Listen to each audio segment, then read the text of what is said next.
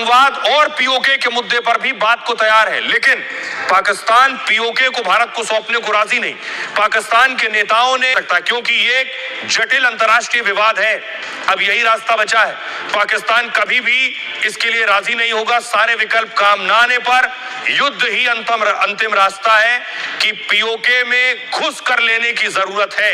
रक्षा मंत्री राजनाथ सिंह ने आज पीओके पर बयान दिया है कि पीओके तो हम लेकर रहेंगे। सुनिए।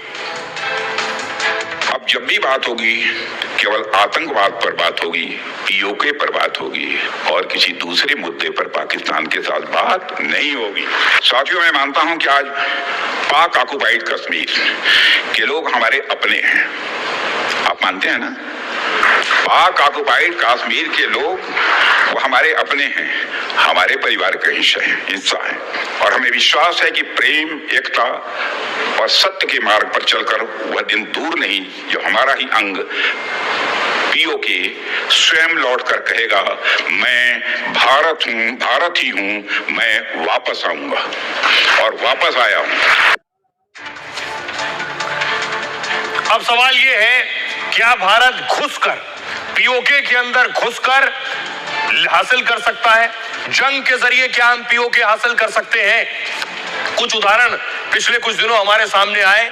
नेतन्याहू ने कई जगहों पर इस तरह से उनकी सेना ने जाकर कब्जा किया है। दूसरा नजीर है पुतिन और रूस ने भी यूक्रेन के कई हिस्सों पर कब्जा किया है। जंग के मैदान में ये सारी चीजें होती है और इस तरह से कब्जे किए गए हैं, कोई पहली नजीर नहीं है। देखिए, सबसे पहले इजराइल की बात करें। ये मैप आप देख रहे हैं, वेस्ट बैंक दिख रहा है, पूर्वी यरूशलेम, इजराइल, गाजा पट्टी। इजराइल ने 1967 में 3 इलाकों पर कब्जा किया, बेशक पुरानी बात है। वेस्ट बैंक, गाजा पट्टी और पूर्वी यरूशलेम पर कब्जा किया। फिलिस्तीनी इन तीनों इलाकों पर वापस अपना कब्जा चाहते हैं, लेकिन इजराइल अब पूरे गाजा पर कब्जा करना चाहता है। इजरायली सेना ने इसका प्लान भी बना रखा है। हमास के बुनियादी ढांचे को हटाया जा रहा है, अधिकांश इमारतों को ध्वस्त कर दिया गया है। इसमें राफा, खान यूनुस और गाजा उत्तर में स्थित सभी शहर हैं। अगली तस्वीर देखिए जरा। सीरिया में आपको कुनेत्रा नजर आ रहा है, यह सीरिया का हिस्सा था। इजरायली सेना ने सीरिया के एक पूरे प्रांत पर कब्जा कर लिया घुसकर। कुनेत्रा प्रांत की पहाड़ियों और सैन्य चौकियों पर कब्जा किया। सीरियाई हिस्से में मौजूद बफर जोन पर कब्जा किया था। अब देखिए, रूस यूक्रेन की बात करते हैं। एक और उदाहरण आपके सामने है कि कैसे जंग में घुसकर भी कब्जा किया जा सकता है। रूस और यूक्रेन का नक्शा देख रहे हैं, ये क्रीमिया आप देख रहे हैं जो यूक्रेन का हिस्सा हुआ करता था। रूस ने भी यूक्रेन के हिस्से पर कब्जा किया। रूस ने यूक्रेन के क्रीमिया प्रायद्वीप पर कब्जा कर लिया। पहले यहां रूस समर्थक सरकार स्थापित की गई और इसके बाद क्रीमिया की स्थिति पर जनमत संग्रह कराया गया। जनमत संग्रह में फैसला रूस के पक्ष में आया। 18 मार्च 2014 को रूस ने क्रीमिया पर कब्जा कर लिया। तीसरा देखिए, चौथा देखिए, चीन आपके सामने उदाहरण है। चीन और ये आप हांगकांग देख रहे हैं बॉर्डर पर। 1 जुलाई 1997 को ब्रिटेन ने हांगकांग पर चीन को अधिकार दे दिया। 150 साल से हांगकांग पर ब्रिटेन का शासन था। इसे हैंडओवर के नाम से भी जाना जाता है और आज की चाहे बलूचिस्तान हो, सिंध हो या खैबर पख्तूनख्वा हो, सब जगह बुरे हाल हैं और पीओके में भी वही स्थिति है।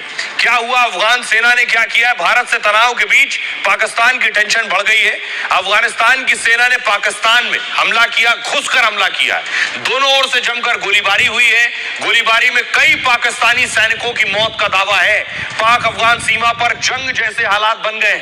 चाघी इलाके में अफगानी सैनिकों ने धावा बोला। यह इलाका बलूचिस्तान में डूरंड लाइन के पास स्थित है। डूरंड लाइन जो है पाकिस्तान और अफगानिस्तान का बॉर्डर है। डूरंड लाइन को ही बॉर्डर कहते हैं। यहीं से अफगान सैनिकों ने पाकिस्तान में प्रवेश किया है। पाकिस्तान को कई मोर्चे पर जंग लड़नी पड़ रही है। बलूचिस्तान लिबरेशन आर्मी पहले से हमला कर रही है। तहरीके तालिबान भी पाक सेना को टक्कर दे रही है और इस स्थिति में पाकिस्तान पूरी तरह से घुटनों पर आ गया है। अब सोचिए जरा, पाकिस्तान में आलम यह हो गया है कि उनके एयरपोर्ट पर पानी तक नहीं है।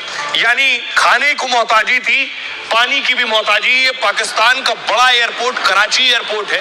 इस एयरपोर्ट पर पाकिस्तान की एक एक्ट्रेस पहुंची। एक्ट्रेस वहां के वॉशरूम में गई तो उन्होंने बताया उसका हाल कि यहाँ एयरपोर्ट में पानी तक नहीं आ रहा है। सुनिए जरा।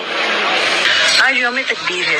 मैं यहाँ कराची के इंटरनेशनल एयरपोर्ट पे खड़ी हूँ और आज के दिन जबकि हमें पाकिस्तान की अचीवमेंट्स को सेलिब्रेट करना चाहिए, मैं ये देख रही हूँ कि यहाँ पर किसी भी वॉशरूम में पानी नहीं है। लोग वजू करना चाह रहे हैं, नमाज पढ़ना चाह रहे हैं, बच्चों को लेकर वॉशरूम जाना चाह रहे हैं और पानी नहीं है।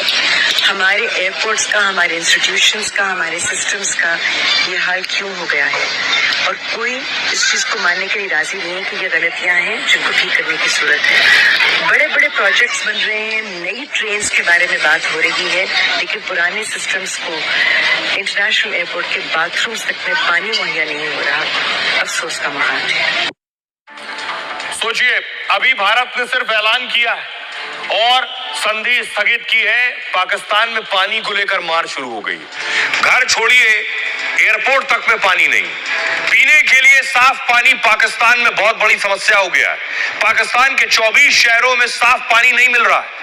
इन शहरों में लाहौर, कराची समेत इस्लामाबाद शामिल है। पाकिस्तान के करीब 3 करोड़ आबादी को साफ पानी नहीं मिल पा रहा। पाक में पानी को लेकर यह दावा एक रिपोर्ट में किया गया है। कराची एयरपोर्ट जैसी जगहों पर भी 15 लाख लीटर पानी की कमी है और इस पानी की कमी को पानी के टैंकर के जरिए पूरा किया जाता है। WHO ने दावा किया है कि पाक में 80% बीमारी दूषित पानी से हो रही। अकेले कराची में 1 करोड़ झुग्गी वाले दूषित पानी पीने को मजबूर है। कराची के साथ ही पेशावर और रावलपिंडी में भी यही हाल है। रावलपिंडी में तो पानी की कमी से आपातकाल घोषित कर दिया गया है। रावलपिंडी में प्रतिदिन करीब 50 मिलियन गैलन पानी की मांग है, लेकिन यहां पर आपूर्ति केवल 30 मिलियन गैलन की हो पाती है।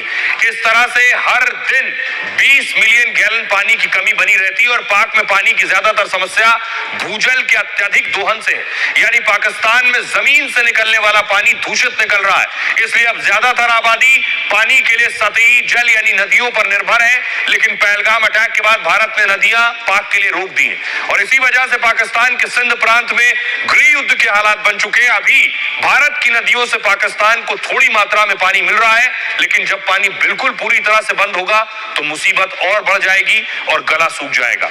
सुनिए जरा प्रधानमंत्री पानी पर क्या कह रहे हैं। 1960 में जो इंडस वाटर ट्रीटी हुई है, अगर उसकी बारीकी में जाएंगे तो आप चौंक जाएंगे। क्या मेरे देशवासियों को पानी पर अधिकार नहीं है क्या? उनको उनके हक का पानी मिलना चाहिए, नहीं मिलना चाहिए क्या? और अभी तो मैंने कुछ ज्यादा किया नहीं है।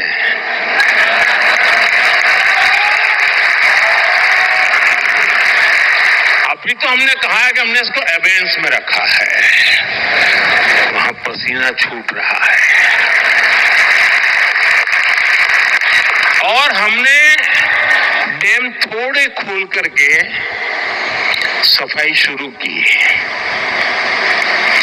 जो कूड़ा कचरा था वो निकाल रहे हैं। इतने से वहां फ्लड आ जाता है।